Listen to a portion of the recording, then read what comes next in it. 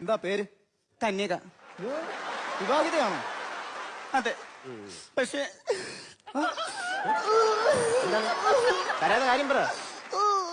എന്താ വച്ച കാര്യം പറ. ഭർത്താവ് ഉപേക്ഷിച്ചു. സ്റ്റെപ്പിനി ഉണ്ടോ? ഉണ്ട് ഒരെണ്ണം.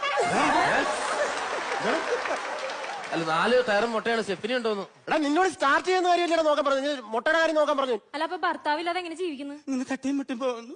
നല്ല തട്ട് തട്ടിയിട്ടുണ്ട് കേട്ടോ. നല്ല തട്ടാ. പിന്നെ ലൈസൻസ് ഉണ്ടോ? അയ്യോ സാറേ, ലൈസൻസ് എടുത്തില്ല. ട്രാഫിക് നിയമങ്ങൾ അറിയാമോ? കുറച്ചൊക്കെ കുറച്ചറിയാലോ. ഇങ്ങനെ കാണിച്ച എന്താണ്? കൂടെ വരാന്. അപ്പൊ ഇങ്ങനെ കാണിച്ചാലോ? പിന്നെ പെട്ടെന്ന് വരാൻ. അപ്പൊ ഇങ്ങനെ കാണിച്ച എന്താണ്? പിന്നെ വരണ്ടാന്ന്.